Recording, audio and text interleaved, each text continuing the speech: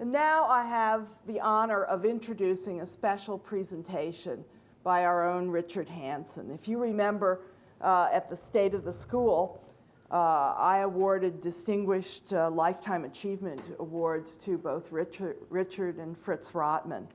And Richard was unable to attend at that time, but he told me he wanted to come back and do a little presentation on life with Fritz.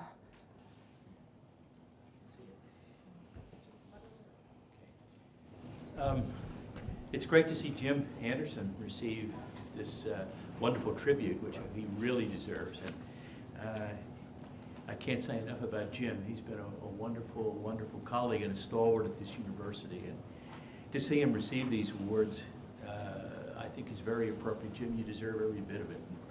I'm glad I'm here today to see it. You have to excuse this patch from my eye. I'm actually auditioning for Pirates of the Caribbean, yes. Johnny Depp's father in Pirates of the Caribbean 4. You know, I don't recommend it, I can tell you, wearing this. It's just part of a treatment I'm getting. Actually, I'm seeing double, which is a little bit disconcerting. You'd all be avatars here. Is there enough? You want to sit here? I hate to see everybody. Is there room here? There is. There's a seat at least here. Someone take it. I hate to see everybody standing there. Okay? Okay. I am very honored to be asked to make remarks this morning for my good friend Fritz Rotman. Fritz and I were connected at the hip for many years here at Case Western. And I know of no one, I say no one, that I believe has contributed more to this institution than Fritz. And I would say that, I think, and no one who knew him would disagree. And winning a Lifetime Achievement Award from the school was an honor for me, but especially winning it with Fritz. And I think this was a particularly insightful decision by the dean and others, because we did actually work together in a way that I think was important for the development of the institution in our era. And let me try and develop that story. Let me say a word about Fritz. As I think you know, he died last Saturday of complications related to leukemia, which he had. And I'll mention his health because he had to bear up over his life with a number of health issues, and he did it with a grace that I think was remarkable. Fritz was a very kind and generous man. I would say that if you knew him, this is one of the things that struck you. He is the best sense was what I would call a good man, whose very life and his everyday behavior accounted for the deep respect that we all hold in his memory. And as the poet William Wordsworth said, the best portion of a good man's life are his little, nameless, unremembered acts of kindness and love. I don't think you could say it better. I don't have to tell you that. Those of you who knew him knew his character, knew his personality. What I would like to do, however, is to set the scene when both Fritz and I arrived at Case Western Reserve School of Medicine. I came in '78, he came in 1981. In this case, I think the context is important for the evaluation of the man. He lived in an era, and all that he did is related to the events around him. And in many ways, his career and mine are intertwined in time and place. And in the time I have available to me this morning, I'd like to try and place all this in context. Case Western Reserve in the 1970s. The university found itself deeply involved in the protest against the Vietnam War. The shootings at Kent State had occurred in May of 1970, and the university was not immune from the fallout and the general anti-war sentiment on campuses throughout the country. Benjamin Spock was here. He was professor of pediatrics at the School of Medicine from 1955 to 1967, and he was a national leader in the protest movement against the war. He'd written a book, which I think many of us have used or was raised on, called Dr. Spock's Common Sense Book of baby and child care. I remember we used it a lot with our own children, and I would suspect a lot of you here, your parents used it also. I thought it was codified common sense, actually, how you deal with babies that cry and many things that were practical and I thought useful. He sold 50 million copies of the book. And I think it's still it's still being published. Over this period, he commented that he felt an obligation to the children of families that his book influenced as they faced the vicissitudes of the war at that time. And I mentioned this part of our history since the School of Medicine was heavily influenced by the social changes that were occurring in Cleveland and the country in general. And for this reason, biomedical science was not in the front burner at the time. And the investment by our institution in basic and clinical science at that time, I don't think was adequate. The School of Medicine was living at that time largely on its reputation as an innovative teaching of medical students, and the careers of the distinguished faculty members who were still active at the institution in the 70s. I was recruited as chair of the Department of Biochemistry in 1977, and at that time, let me just show you this picture of Fritz, taken in 1980. I want to get back to this because this was taken at the school, and it's really a typical picture of this wonderful man, and I'm going to get back to this. And I quoted this wonderful comment of William Wadsworth, and I think this is true. The little nameless and unremembered acts of kindness and love, and this is so important. He didn't do things because he thought there was a reward for it. He did them because it was in his character, and I think this is what separates him from many people that I know. I came here for a reason. I came here because of the quality of the faculty here, and this was a very important thing. At the time I came, the infrastructure itself looked something like this. Let me show you, and I'll come back to the people. Here's the institution. If you take a look at it, you can see, for example, many of the research buildings, like the one we're sitting in now, wasn't there. Most of the research was done in the Wood, what's now the Wood Building, and that time it was the West Wing of the medical school, and now what's the Robbins Building, which then was the East Wing of the medical school. UH had a research building which was devoted largely to clinical research, and that was it, basically, the School of Medicine. The school itself was built in, I think, a rather attractive building, but it was placed not parallel to Adelbert, but at an angle. I spent a time talking about the history of the School of Medicine, trying to explain why that occurred. It's very interesting, actually. The school at the time, when I came, you could park in front of it, which was quite a, as you could see, you could park in front of it and walk in. It was quite interesting. But as you'll note from these, that the building had air conditioners in the window. Let me get back to this. Air conditioners in the window. And this was a decision made back in the 60s when air conditioning became an important adjunct to our research, not to centrally air condition, but to put these in the windows. And I know Danny is here, Davis, had to pick up on this. But it caused a lot of problems. Anyway, the Remington company that built the air conditioners went out of business. That was one thing. So they were always scavenging parts from one air conditioner to another. And the air conditioner stuck in the windows, which was not a very sightly thing. So I remember sitting in the office when I was being interviewed. I remember sitting in the office of a member of the faculty of the Department of Microbiology then. And at that point, it was in the winter. This was 1977. And the wind was blowing through what was the rotting bottom of the wood of his window.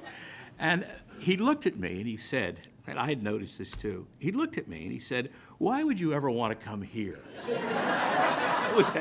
I thought it was a recruiting ploy. But I thought about the question in some detail. Why would I want to come here? What was there about Case Western Reserve? It was not because of the weather in Cleveland. It was not because of the fact the city had just defaulted on its bonds and the river had been burning, or the beauty of the campus and its buildings, and certainly not the fiscal financial package that was offered to me. This was the day before free agency. And there was no such thing as a fiscal package.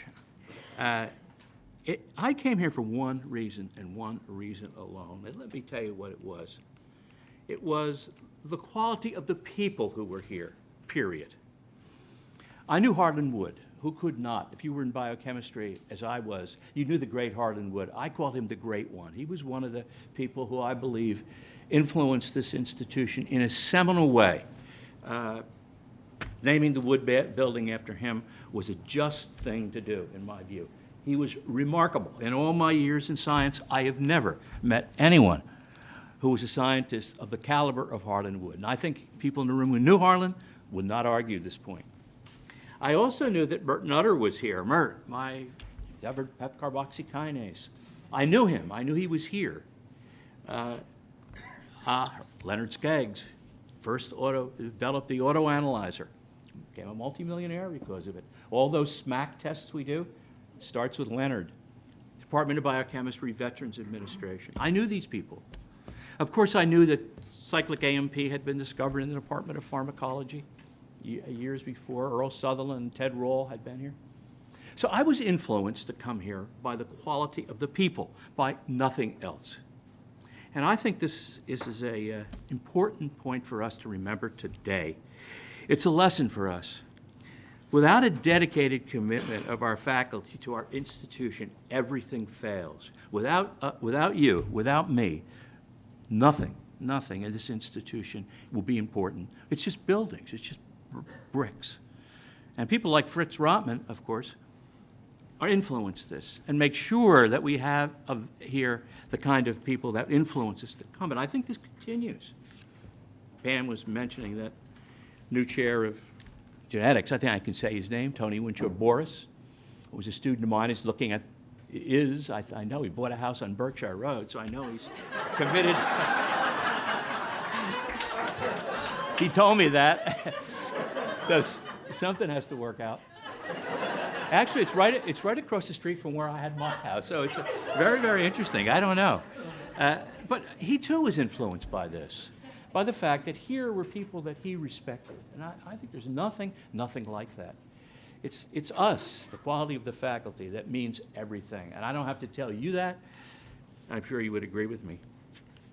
After I arrived at Case Western Reserve, I noted another important quality of our medical school, two of them I want to talk about. That later was very helpful to me because I was involved in a lot of search committees, including one for Fritz, in bringing new people to the school. The first one was, I found that the chairs, now here I was chairman of the Department of Biochemistry, that the chairs had direct access to the dean. The power structure was very lean.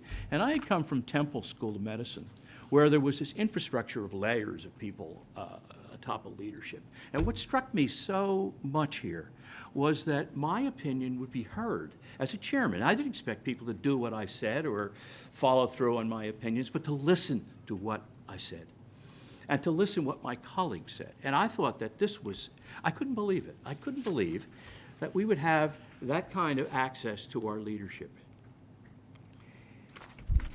We didn't have to navigate through a bureaucratic sort of structure to say to our leadership what we thought we should be done. And I think often they our deans listened. And I think it was a moment, a seminal moment in developing the institution. I was secondly very impressed about something else that I want to tell you, and I often mention this. And that is the number of physicians who taught in the basic science portion of our curriculum. I couldn't believe it. And I'll tell you that the number, 50% roughly, of the basic science lectures in the first 2 years of the curriculum back in the day were taught by physicians, real doctors. And I was really impressed because if you teach medical students something like biochemistry, you know that there's nothing like having a real doctor come into the room, particularly if he or she has a patient, to describe a biochemical or whatever basic science event related to a disease that the students will later see. And to have this occur at this level, with this commitment, at this institution, in my mind, was remarkable. And I think that I couldn't believe it, because where I came from in the past, it was very difficult to get a doctor, for lots of reasons, they're involved in their own work, to do this. And to this day, I remember this and thought that it was probably one of the single most important reasons that our curriculum was so well, that our students liked it here. And when alumni come back, they always say that. The dean of the School of Medicine at the time was this man, Fred Robbins. Fred was a winner of a Nobel Prize, the polio vaccine, I think you all know. He was a fantastic person. If anybody knew Fred, you would know that he was a legend, a real legend in many ways. And I have the deepest respect for Fred Robbins. To do what he did, and to be so modest, and to be yet to be an effective leader, and an inspiration for us, I must say, forever hones him in my memory as a person of great stature. And I would say Fred it's his handwriting there. He was committed to rebuilding the basic sciences in the institution. And he started by naming Les Webster. Is Les here today? Les Webster as chairman of pharmacology. Each department, and this is a point I'd like to make about all institutions. They're never a straight line. What's great in one generation can fade in the next. And that's why I think we must always be vigilant to reinforcing what's here. Nothing lasts forever. Nothing in life lasts forever. And we must commit ourselves to regeneration of who's creative in one part of your career doesn't mean you're going to be creative later. And I think there are very few people like Harlan Wood who had 9 posters at the ASBMB meeting and 3 or 4 manuscripts at the Journal of Biological Chemistry and 3 grants on the day he died at the age of 86. This is like, people say, be like Harlan to me. What? No one could be like Harlan. He was in a league by himself. And I think but in general, I think, with time, things change, and I think institutions change. And Fred committed himself at that point to rebuilding the basic sciences for reasons we talked about. Les Webster chaired the committee that brought me to Case Western Reserve. I was not the first pick, believe me. There were many others. I think I was way down the list. In fact, I know I was, probably for good reason.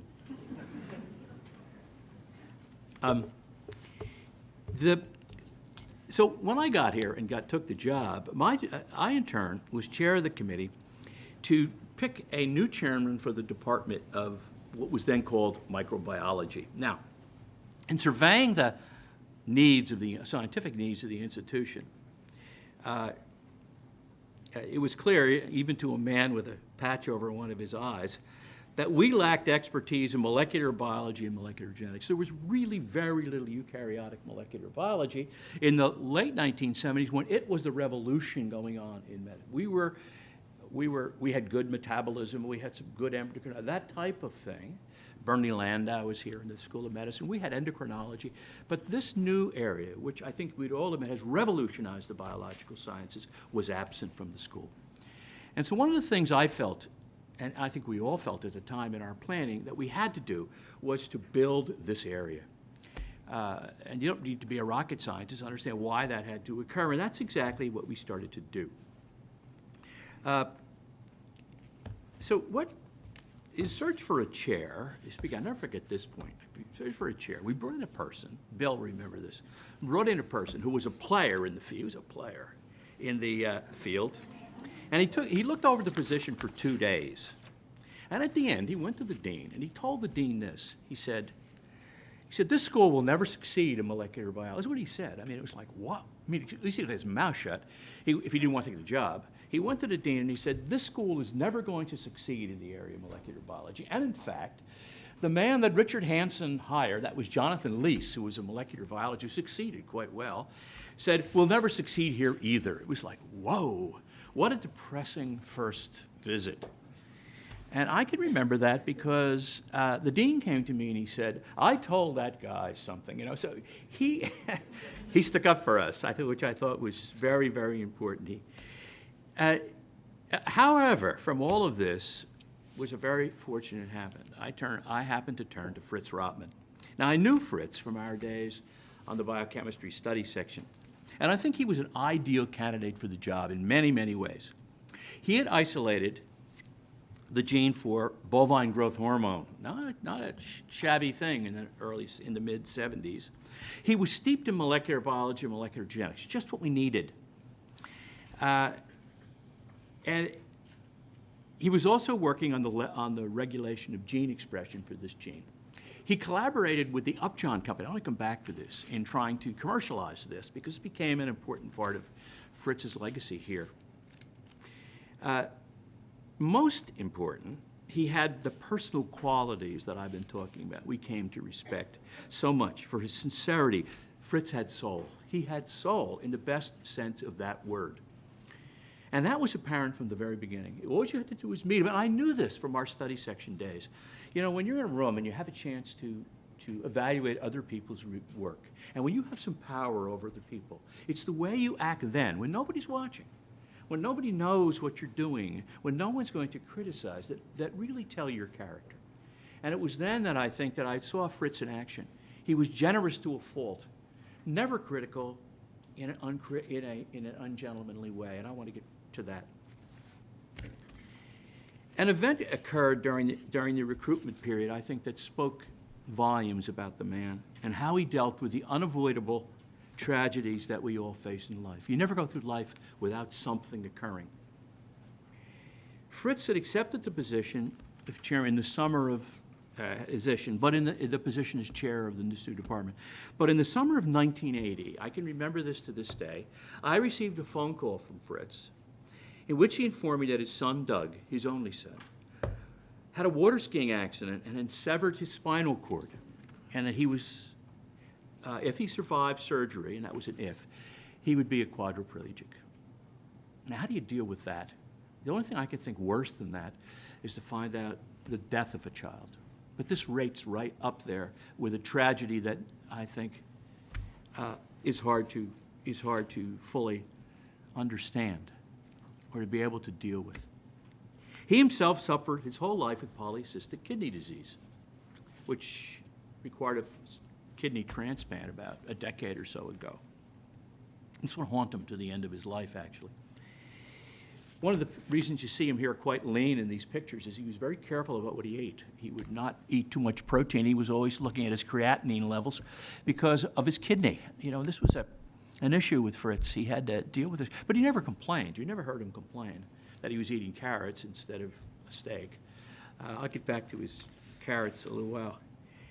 And in 1990s, he developed prostate cancer, which he had to deal with. So he had his share of problems.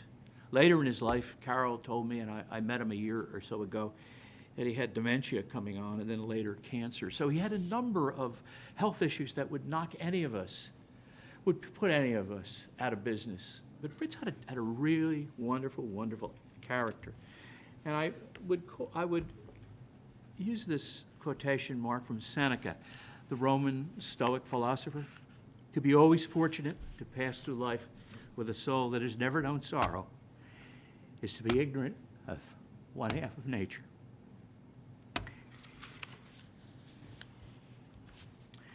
Things never always go right. And Fritz, I think, because of his deep Christian faith, and he was a real Christian in the sense that he had inner resources, and he dealt with these and other tragedies that occurred in his life in a way that I think was extremely admirable, and one I don't know if I could do the way he did.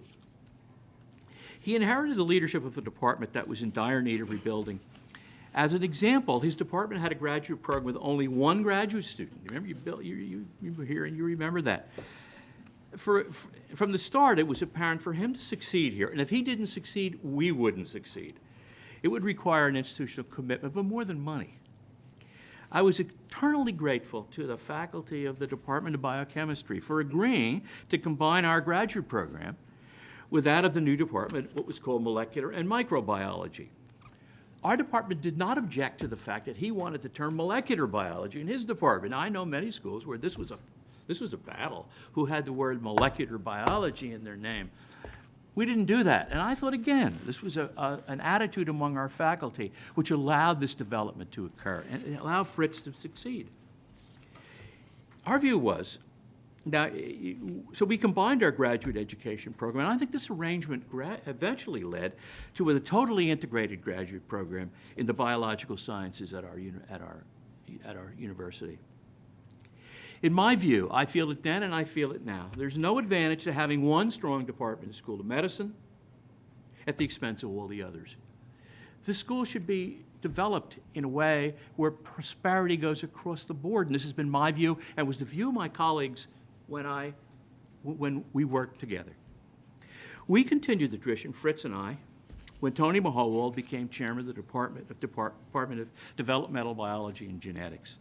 Fritz and I turned over to Tony a well-funded program that we had jointly run so that he could build his department. Now, I don't say this for some kind of mawkish sentiment that you think we were great. It just was required to run the place in those days.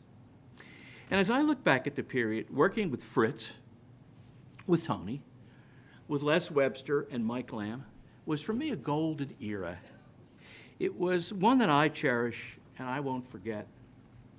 Here's a picture of Fritz and I. Fritz, this is at the Reinberger Laboratories. Fritz had an in with the Reinberger brothers. I'm not quite sure how that developed, but they really liked Fritz. And I can remember, this is brothers who were into technology and technology innovation.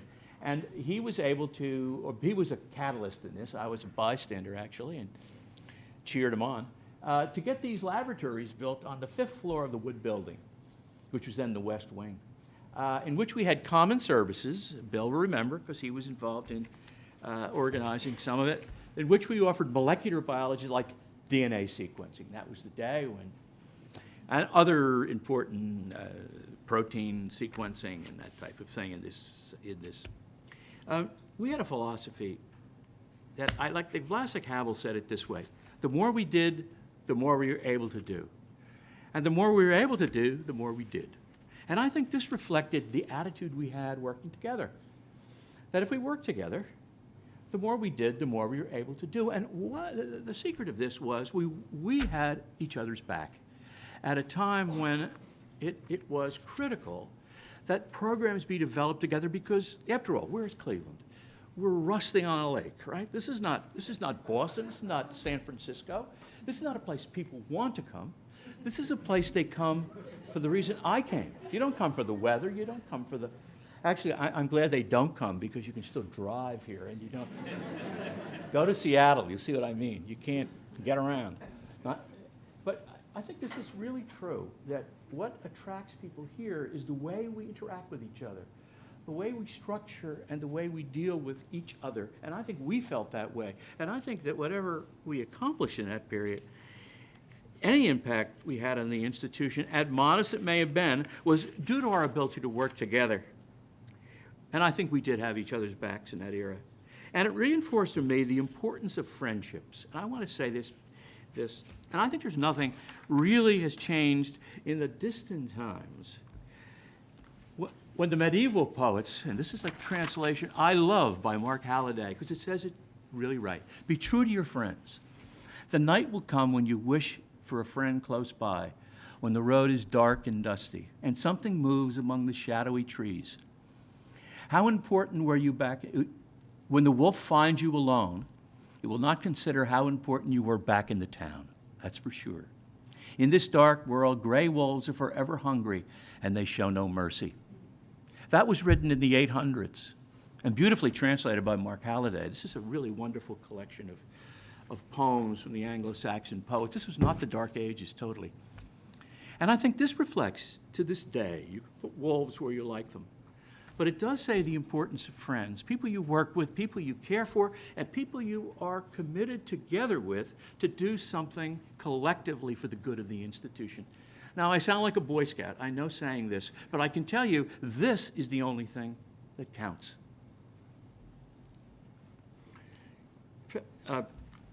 Fritz made an important discovery in his research that resulted in a valuable patent to Case Western Reserve University. This is very interesting. I remember it well because its ultimate fate was not clear as we now view it. He was a longtime consultant for the Upjohn Company and had the goal, the company that had the goal of commercializing bovine growth hormone for expression in cows for milk production. And In time, the company decided against pursuing the program and gave the patent rights to Fritz. They gave it to Fritz. Now, that's a mixed blessing when somebody gives you patent rights because you've got the patent, but you got to protect it, which is thousands of dollars. And I can remember Fritz coming back because we were very involved in this at the time. And we were sitting and talking, should we raise money? Should we get them out of our bank accounts? This is the way we're looking at it. Because the university at that time, and those of you who go back that far know, they were risk avoidant. Note the Dalcon shield. They were risk avoidant in those days. And universities change, obviously. And ultimately, and it's a hit story of this that someone should write, ultimately the university, after some arm twisting, decided that they would support this patent. And luckily they did, because it turned out that the 3' end of the bovine growth hormone gene, when linked to a cDNA, enhances the expression, and not only that, the half-life of the protein. You say, so what? Well, every company that expresses a protein now in cells, in culture, use this piece of DNA, and they pay to our school. Dr. Davis will agree with that. It pays to our, up until last year, pays to our school a royalty. And I can't say how many $1 million came into the school because I don't know. I'm not privy to that. But it was substantial. And it was one of the great legacies that Fritz left. From his research, I can say that it was a lasting legacy. So what did he do? How did he use his share of the proceedings? Let me just say, of the proceeds. It was typical of the man.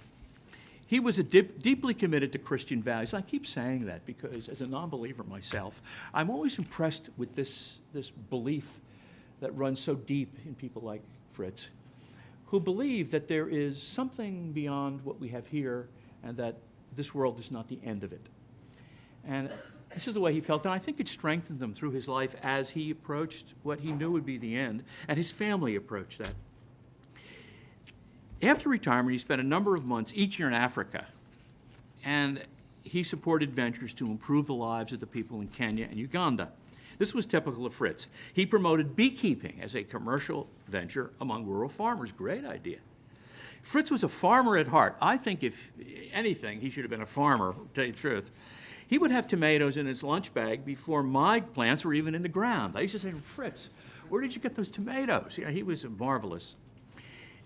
He had a green thumb. Everything seemed to grow for him. I am sure that if the grocery stores were to close, he'd grow enough food to support his family and probably many others. He was a real farmer.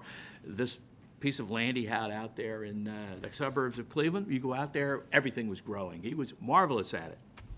His family in retirement had 70 acres of land on the edge of Flatiron Lake in Michigan, where he worked to restore 17 acres of prairie grass to improve the environment. Fritz was a wonderful photographer, and for a book written by his wife, Carol, what did I do here? A book written by his wife, Carol, he took all the pictures. It's a lovely book. They gave it to me last year. It's called All Nature Sings, A Spiritual Journey of Place. And it's photographs of this wonderful 70-acre piece of land they have in Michigan that they were working on. It's absolutely gorgeous, and Fritz's pictures are unbelievable. There's so much I could say about Fritz. He lived a long and fruitful life, full of love and caring for others. He understood the wisdom of Emerson's admonition that the reward of a thing well done is to have done it. In all my dealings with Fritz, through almost 2 decades as a colleague in this university, I never heard him say an unkind word about anyone. It was just not in his character. This kindness to others is one of the reasons that we loved him so. In the end, we're all measured by the small contributions our lives make to those around us. He could say, as did St. Paul, I fought the good fight, I finished the course, I've kept the faith. And my career has been linked with his over the decades that we worked together at the school. I mentioned that. For all the reasons I have stated in this presentation, he was a partner to me, and in fact to all of us at the institution, in building a better framework for our academic mission. He, like me, would only hope that in some small way it will endure the changes with time that always occur. Least one good custom corrupt the world. To my memory, to his memory rather, so fresh in my mind, I would say, as Horatio to Hamlet, good night, sweet prince. May bands of angels sing thee to thy rest.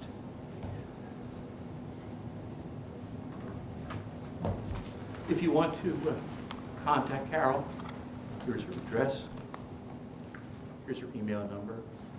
I'm sure she would love to hear from you. Thank you for listening. It was an honor for me to be able to eulogize my friend Fritz Robbins.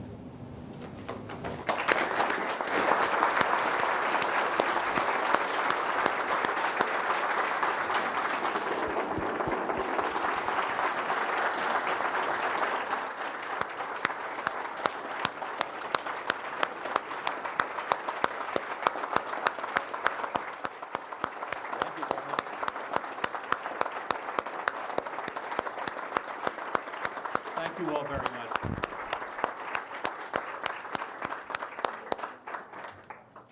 So Richard, when we delivered those Lifetime Achievement Awards last fall, Lindsay Hugenboom, our second-year medical student, was there to receive one on behalf of her grandfather, Fritz Rotman. But you never received yours. Here it is. Oh, thank you very much.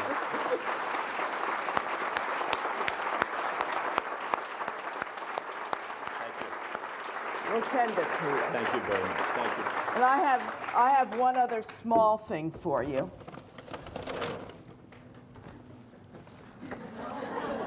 Oh, Cleveland ain't so bad. yeah, that's right. That's right.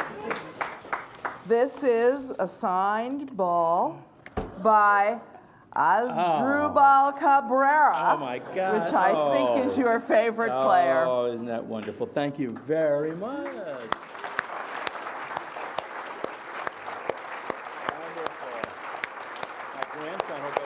My grandson will go crazy over this. Lisa, thank you very much. Somebody knows a Struble. Thank you very much. Thank you. So we thank you. Thank you so much. There is a reception outside in honor of Jim Anderson's election to the National Academy of Engineering.